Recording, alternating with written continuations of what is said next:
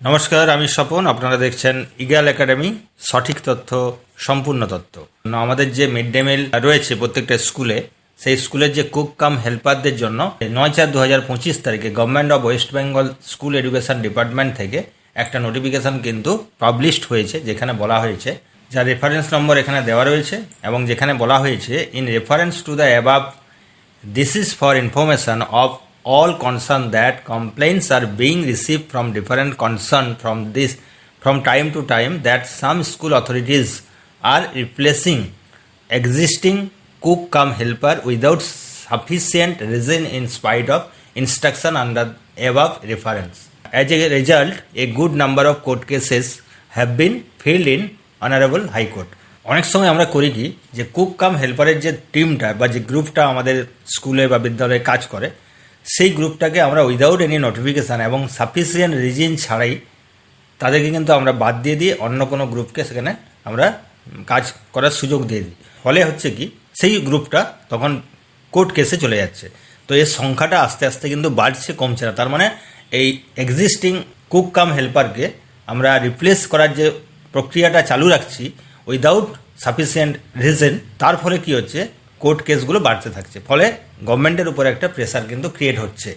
এবার কথা হচ্ছে, আমরা সত্যি কি তাই করছি বা করলেও সাফিসিয়েন্ট যে রিজনের কথা বলা হচ্ছে, সেই সাফিসিয়েন্ট রিজনগুলো কি, যেগুলো আমরা মেনটেন করছি না? যদি সাফিসিয়েন্ট রিজন থাকে তাহলে কি করা যায়? এই ব্যাপারটা কিন্তু আমাদের প্রথমে ক্লিয়ার করতে হবে। দেখুন, সাফিসিয়েন্ট রিজন মানে যদি মিড ডে মিল রান্নার দায়িত্বপ্রাপ্ত কোনো স্বনির্ভর গোষ্ঠীর বিরুদ্ধে খাবারের মান, পরিষ্কার পরিচ্ছন্নতা, বন্টন ব্যবস্থা অথবা অর্থনৈতিক দুর্নীতি সংক্রান্ত অভিযোগ ওঠে এবং তা যাচাই করে সত্য প্রমাণিত হয়, তবে স্কুল কর্তৃপক্ষ বা সংশ্লিষ্ট প্রশাসনিক দপ্তর রান্নার দায়িত্বপ্রাপ্ত গোষ্ঠীকে বদলানোর সিদ্ধান্ত নিতে পারে। সেই অভিযোগের ধরনটা বা পসিবল অ্যালিগেশনটা কী আসতে পারে? দেখুন, খাবারের মান খারাপ, রান্নার সময় পরিচ্ছন্নতা বজায় না করা, খাদ্য সামগ্রী চুরির অভিযোগ, খাদ্য অপচয়, শিশুরা অসুস্থ হয়ে পড়া খাবার খেয়ে, নির্ধারিত মেনু অনুসারে খাবার না দেওয়া। এবার প্রক্রিয়াটা কী রয়েছে? অভিযোগ লিখিত আকারে স্কুল কর্তৃপক্ষ বা এসএমসিকে জানাতে হবে। সংশ্লিষ্ট ব্লক বা ক্লাস্টার অভিযোগ তদন্ত করবেন। অভিযোগ সত্য প্রমাণিত হলে গোষ্ঠী বাতিল করে নতুন গোষ্ঠী নিয়োগ করা যেতে পারে।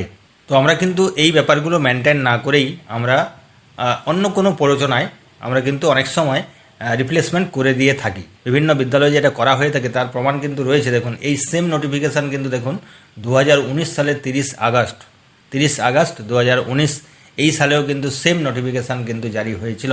তারপরেও কিন্তু 2025 সালে আবার সেই নোটিফিকেশানটাকে রিপিট করতে হচ্ছে। তার মানে আমরা কিন্তু এই কাজগুলো করছি। তো তাই এবার থেকে আমাদের সচেতন হওয়া উচিত যে কুক কাম হেল্পারের ব্যাপারে সাফিসিয়েন্ট রিজন ছাড়া আমরা কোনোভাবেই তাদেরকে রিপ্লেসমেন্ট করব না। রিপ্লেসমেন্ট করলেও তার একটা যে সিস্টেম রয়েছে, যে সিস্টেমটার কথা আমি বললাম, সেই সিস্টেমের থ্রু দিয়ে রিপ্লেসমেন্টটা করতে হবে। তাহলে কিন্তু কোনো রকম প্রেশার আপনার উপরে বা আপনার ঊর্ধ্বতন যে কর্তৃপক্ষ রয়েছে তার উপরে কোনো প্রেশার আসবে না। বোঝা যাচ্ছে ব্যাপারটা? চাইলে আপনি এই নোটিফিকেশান দেখে নিতে পারেন মেমো নম্বর এবং ডেট দিয়ে। ভালো থাকুন, সুস্থ থাকুন, দেখা হচ্ছে পরের ভিডিওতে। নমস্কার।